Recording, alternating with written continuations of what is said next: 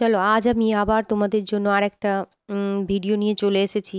কিন্তু দেখো, এখানে কিন্তু সব শর্ট কোশ্চেন আছে। হ্যাঁ, শর্ট কোশ্চেন, তার উত্তরগুলো আমি কিন্তু তোমাদের বলে দেব। ঠিক আছে, প্রচুর শর্ট কোশ্চেন আমি দিয়ে দিয়েছি এখানে। তোমরা এগুলো কিন্তু ভালো করে সব পড়বে এবং এর উত্তরগুলোও ভালো করে জেনে নাও। হ্যাঁ, আর আমার সাথে সাথে তোমরা কিন্তু উত্তরগুলো বলতে পারো। ঠিক আছে, কমেন্টে লিখে জানাতে পারো। দেখো, অনেকগুলো তোমাদের শর্ট কোশ্চেন আমি তোমাদের দিয়ে বলে দিচ্ছি এবং এর উত্তরগুলো দেখো বলে দেব। চলো তাহলে, এখানে ফার্স্টে কি আছে দেখো, ভারতের সমাজতত্ত্বের প্রাতিষ্ঠানিক বিকাশ প্রথম হয়। কি লেখা আছে যে ভারতে সমাজতত্ত্বের প্রাতিষ্ঠানিক বিকাশ প্রথম কবে হয়? বলো তো কবে হয়, বলতে পারবে? হ্যাঁ, ঠিকই বলে মনে করেছো, যে 1851 সালে। ঠিক আছে, ভারতে সমাজতত্ত্বের প্রাতিষ্ঠানিক বিকাশ শুরু হয়, মানে পড়াশোনা মানে মানে বিষয় হিসাবে পড়ানো স্টার্ট হয় 1851 সালে, 1851। ঠিক আছে, নেক্সট হচ্ছে তোমার, দেখো, ভারতে সমাজতত্ত্বের পঠন পাঠন প্রথম শুরু হয় কোন বিশ্ববিদ্যালয়? ভারতে সমাজতত্ত্বের পঠন পাঠন শুরু হয় কোন বিশ্ববিদ্যালয়? কলকাতা, চেন্নাই, লখনৌ, মুম্বাই। বলো তো কোনটা হবে? মুম্বাই। হ্যাঁ, ঘ ঘ হবে রাইট অ্যান্সার। ঠিক আছে, মুম্বাইতে হচ্ছে প্রথম হচ্ছে সমাজতত্ত্বের পঠন পাঠন পড়ানো স্টার্ট হয় বিষয় হিসেবে। ঠিক আছে, নেক্সট নেক্সট কোশ্চেন আসছে যে ভারততাত্ত্বিক, কি বলেছে, যে ভারততাত্ত্বিক দৃষ্টিভঙ্গি। হ্যাঁ, যে দৃষ্টিভঙ্গিগুলো আছে, সেই টোটাল যে দৃষ্টিভঙ্গি, কটা দৃষ্টিভঙ্গি? 5টা দৃষ্টিভঙ্গি কিন্তু। হ্যাঁ, সেই 5টা দৃষ্টিভঙ্গির মধ্যে একটা দৃষ্টিভঙ্গি কি? ভারততাত্ত্বিক দৃষ্টিভঙ্গি। সেই ভারততাত্ত্বিক দৃষ্টিভঙ্গির অন্যতম প্রবক্তাকে, কে মেন ভারততাত্ত্বিক দৃষ্টিভঙ্গি সম্বন্ধে চিন্তা ভাবনা করেছিলেন? হ্যাঁ, বলো তো কে হতে পারে? ক হচ্ছে রাজেন্দ্র সিং, খ যোগেন্দ্র সিং, এডওয়ার্ড সিল, না পার্থ মুখার্জি? বলো তো কে হবে? না, গ এডওয়ার্ড সিল। উত্তর হবে এডওয়ার্ড সিল। এডওয়ার্ড সিল হচ্ছে তোমার ভারততাত্ত্বিক দৃষ্টিভঙ্গির অন্যতম প্রবক্তা। ঠিক আছে, নেক্সট কি আছে, যে এম.এন শ্রীনিবাস কোন দৃষ্টিভঙ্গির অন্যতম প্রবর্তক? এম.এন শ্রীনিবাস। হ্যাঁ, এম.এন শ্রীনিবাস কোন দৃষ্টিভঙ্গির প্রবর্তক? কতে কি আছে? দ্বান্দ্বিক। বলো, হবে কি? তারপরে কি আছে? বি খতে আছে কি? কার্যকাঠামোগত। কার্যকাঠামো কিন্তু একটাই, যে সব দৃষ্টিভঙ্গি কিন্তু এগুলো ভারততাত্ত্বিক। গতে ভারততাত্ত্বিক আছে, ঘতে ঐতিহাসিক আছে। বলো তো কি হবে? এম.এন শ্রীনিবাস কোন দৃষ্টিভঙ্গির অন্যতম প্রবর্তক? না, কার্য কাঠামো। খ হবে উত্তর, কার্য কাঠামো। ঠিক আছে, নেক্সট নেক্সট আসছে, নিম্নবর্গের ইতিহাস চর্চার অন্যতম পথপ্রদর্শক। নিম্নবর্গের ইতিহাস চর্চার অন্যতম পথপ্রদর্শক কে হবে? বলো তো। নিম্নবর্গের ইতিহাস চর্চার অন্যতম পথপ্রদর্শক হলেন রঞ্জিত গুহ, শ্রীনিবাস, এ.আর দেশাই, না মানবেন্দ্র রায়? কে হবে? তোমরা যদি আমার এই আগের ভিডিওগুলো দেখো, তাহলে কিন্তু এই উত্তরটা কিন্তু তোমরাই বলতে পারবে। কারণ আমি আগের ভিডিওগুলো দিয়ে রেখেছি আমার যে YouTube channel Sucharita study centre, ওইখানে কিন্তু আমি প্রত্যেকটা দৃষ্টিভঙ্গি ব্যাখ্যা করে এবং উত্তরগুলোও তোমাদের বলে দিয়েছি। কোশ্চেন বলেছি, তার উত্তরগুলোও বলেছি। বলো তো কই? হ্যাঁ, কি হবে? রঞ্জিত গুহ। নিম্নবর্গের ইতিহাস চর্চার অন্যতম পথপ্রদর্শক হলেন রঞ্জিত গুহ। ক ক হচ্ছে রাইট অ্যান্সার। নেক্সট নেক্সট কি আছে? 6 নম্বরে, ভারতে প্রথম দৃষ্টবাদ প্রবর্তন করেন কে? দৃষ্টবাদ তোমার পজিটিভ। কে প্রবর্তন করেন? বলো তো কে হবে? দৃষ্টবাদ কে প্রবর্তন করেন? কতে আছে এসসি দুবে, স্যামুয়েল লব, খতে স্যামুয়েল লব আছে, গতে কি আছে অমৃতলাল রায়, ঘতে আছে রামকৃষ্ণ মুখার্জি। কে হবে বলো তো? ভারতে প্রথম দৃষ্টবাদ, ভারতে কিন্তু বলেছে প্রথম দৃষ্টবাদ প্রবর্তন করেন স্যামুয়েল লব, স্যামুয়েল লব। হ্যাঁ, খ হবে রাইট অ্যান্সার। ঠিক আছে, নেক্সট, নেক্সটে কি আছে দেখছি। হ্যাঁ, নেক্সট আছে যে তোমার positive, the positive background of Hindu sociology. কি বলেছে? The positive background of Hindu sociology, এটা একটা বইয়ের নাম। এই গ্রন্থটির লেখক কে? বলো তো কে হবে? কতে আছে এ আর দেশাই, খতে আছে ডক্টর বেলা দাশগুপ্ত, গতে আছে বিনয় কুমার সরকার, ঘতে আছে টি এন মদন। কি হতে পারে? এই চারটে অপশানের মধ্যে থেকে তোমাদের একটা বেছে নিতে হবে, বলো কে হতে পারে? হ্যাঁ, the positive background of Hindu sociology গ্রন্থের লেখক হলেন বিনয় কুমার সরকার। গ, গ হচ্ছে রাইট অ্যান্সার। নেক্সট কি আছে? সাব অল্টার্ন কথাটি প্রথম এসেছে কার রচনা থেকে? কি বলেছে? যে এই যে সাব অল্টার্ন, মানে সাব অল্টার্নের বাংলা মানে কি বলতো? নিম্নবর্গের ইতিহাস চর্চা, যে কথাটা, সেটা এসেছে কার রচনা থেকে?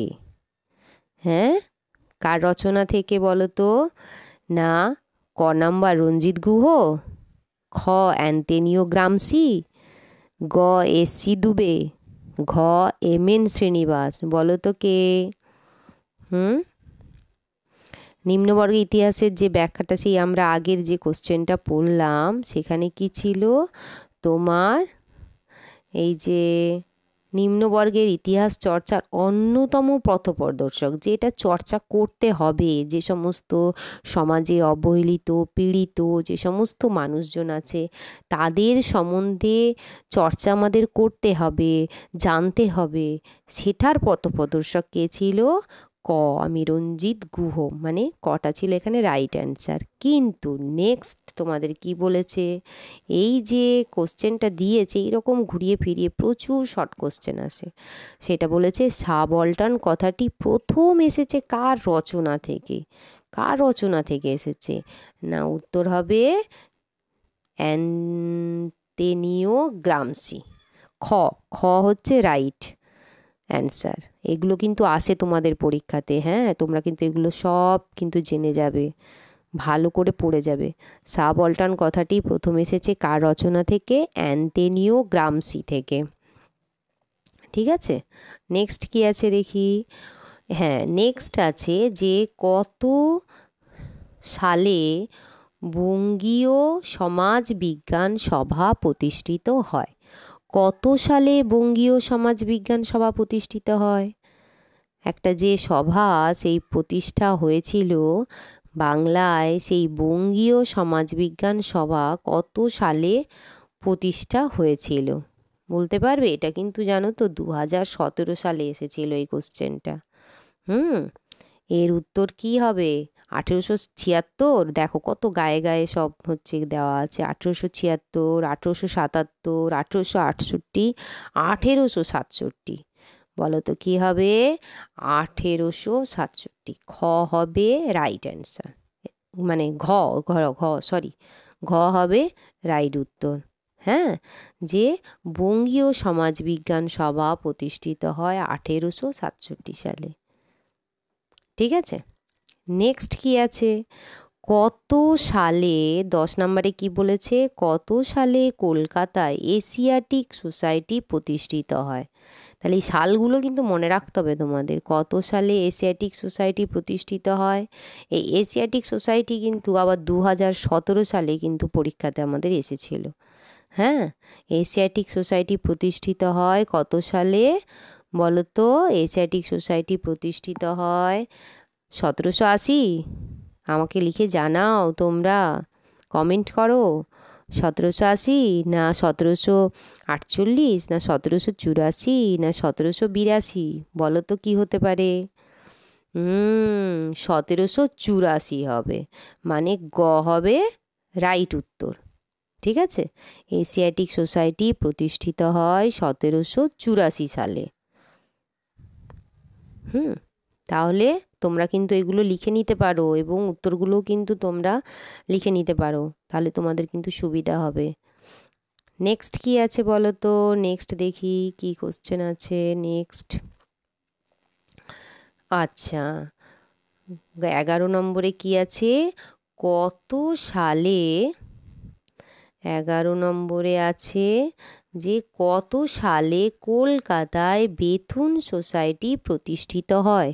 কত সালে কলকাতায় বেথুন সোসাইটি প্রতিষ্ঠিত হয়? 1851, না 1895, না 1885, না 1802, 1902, না তাহলে কোনটা? বলো তো কোনটা হবে? হ্যাঁ, এটা হবে উত্তর। বেথুন সোসাইটি প্রতিষ্ঠিত হয় 1851 সালে। হ্যাঁ, বেথুন সোসাইটি প্রতিষ্ঠিত হয় কবে? না 1851 সালে। এই 1851 সালে আরও একটা জিনিস হয়েছিল, কিছু মানে একদম ফার্স্টে যে কোশ্চেনটা ছিল সেখানে কিন্তু 1851 সাল ছিল। বলো তো সেটা কি? না ভারতের সমাজতত্ত্বের প্রাতিষ্ঠানিক বিকাশও কিন্তু এই 1851 সালে হয়েছিল। হ্যাঁ, ভারতের সমাজতত্ত্বের প্রাতিষ্ঠানিক বিকাশ 1851 সালে হয়েছিল। আবার কলকাতায় বেথুন সোসাইটি প্রতিষ্ঠিত হয় 1851 সালে। ক হবে রাইট অ্যান্সার। ঠিক আছে, নেক্সট কি আছে? যে সোশিওলজি ইন ইন্ডিয়া, এই যে সোশিওলজি ইন ইন্ডিয়া ভারতের সমাজতত্ত্বের গ্রন্থটি রচয়িতাকে? সোশিওলজি এর গ্রন্থটি রচয়িতা কতে আছে নির্মল কুমার বসু, খতে আছে ডক্টর বেলা দাশগুপ্ত, গতে কি আছে? গতে আছে এস.সি. দুবে, ঘতে আছে অগাস্ট কোত। হ্যাঁ, তাহলে 12 নম্বরের যে সোশ্যালজি ইন ইন্ডিয়া গ্রন্থটি রচয়িতা, এটার উত্তর হবে ডক্টর বেলা দাশগুপ্ত। খ খ হবে রাইট অ্যান্সার, ডক্টর বেলা দাশগুপ্ত। ঠিক আছে, নেক্সট কি আছে? চলো নেক্সট যাই। নেক্সট, হ্যাঁ নেক্সট আছে কোশ্চেনটা কি আছে 13 নম্বরের। 13 নম্বরের কোশ্চেন, সাম্প্রতিককালে ভারতীয় সমাজতত্ত্বের আলোচনার প্রধানত কটি দৃষ্টিভঙ্গি অনুসৃত হতে দেখা যায়? কি আছে? যে সাম্প্রতিককালে ভারতীয় সমাজতত্ত্বের আলোচনায় প্রধানত কটি দৃষ্টিভঙ্গি। আমি তো বারে বারে তোমাদের বলে এসেছি যে কটি দৃষ্টিভঙ্গি আছে। এটা একদম সহজ কোশ্চেন। হ্যাঁ, এটা একদম সহজ, তোমরা কিন্তু এটা বলতেই পারবে। দুটি, না তিনটি, না চারটি, না পাঁচটি? পাঁচটা দৃষ্টিভঙ্গি। বলো তো কি কি? খ হবে মানে ঘ হবে রাইট অ্যান্সার, পাঁচটি দৃষ্টিভঙ্গি। তাহলে খ মানে ঘ হবে রাইট অ্যান্সার, পাঁচটি দৃষ্টিভঙ্গি। তার মধ্যে পাঁচটা দৃষ্টিভঙ্গি কি কি আরেকবার আমি বলে দেব? ঠিক আছে বলছি, শোনো। পাঁচটা দৃষ্টিভঙ্গি: ভারততাত্ত্বিক দৃষ্টিভঙ্গি, দ্বান্দ্বিক দৃষ্টিভঙ্গি, ঐতিহাসিক দৃষ্টিভঙ্গি, কার্যকাঠামোগত দৃষ্টিভঙ্গি, আর নিম্নবর্গের ইতিহাস চর্চার দৃষ্টিভঙ্গি। এইটা হচ্ছে টোটাল পাঁচটা দৃষ্টিভঙ্গি। ঠিক আছে, নেক্সট কি আছে? নেক্সট কোশ্চেন 14 নম্বর আছে। 14 নম্বরের কোশ্চেনটা কি? Kinship organization in India, kinship organization in India গ্রন্থটির লেখক কে? গ্রন্থটির লেখক কে? কিংশিপ অর্গানাইজেশন ইন ইন্ডিয়া, না এই গ্রন্থটির লেখক কি হেনরি মেন, না তোমার হচ্ছে কে যেন হেনরি মেন হবে, না খতে ইরাবতী কার্ভে হবে, না টি.এন. মদন হবে, না ঘতে এস.সি. দুবে হবে? বলো তো কে হতে পারে? হ্যাঁ, না কিংশিপ অর্গানাইজেশন ইন ইন্ডিয়া গ্রন্থটির লেখক হলেন ইরাবতী কার্ভে। খ হবে রাইট অ্যান্সার, ইরাবতী কার্ভে। হ্যাঁ, কিংশিপ অর্গানাইজেশন ইন ইন্ডিয়া গ্রন্থটির লেখক ইরাবতী কার্ভে। একদম মুখস্থ করে নাও তোমরা। তারপরে কি আছে, ভারতে প্রথম ডান দিক দৃষ্টিভঙ্গির সূচনা হয় কার হাত ধরে?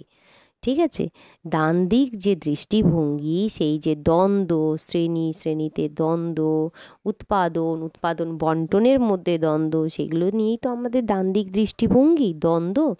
সেই ডান দিক দৃষ্টিভঙ্গির সূচনা হয় কার হাত ধরে প্রথম? বলো তো। গোপাল হালদার। তোমরা যদি পড়ে থাকো তাহলে কিন্তু ঠিক উত্তর তোমরা এখানে দিতে পারবে। বলো তো, কতে আছে গোপাল হালদার, খতে আছে ভূপেন্দ্রনাথ দত্ত, গতে আছে রঞ্জিত গুহ, ঘতে আছে সুমিত সরকার। কে হতে পারে? হুম, বলো তো, ডান দিক দৃষ্টিভঙ্গির সূচনা হয় কার হাত ধরে? একদম ঠিক। যারা যারা মনে করছো যে খ গোপাল হালদার হবে, একদম ঠিকই ভেবেছো। মানে ক হবে রাইট অ্যান্সার, গোপাল হালদার। ঠিক আছে, এটা হচ্ছে ভারতে প্রথম ডান দিক দৃষ্টিভঙ্গির সূচনা হয়েছিল গোপাল হালদারের হাত ধরে।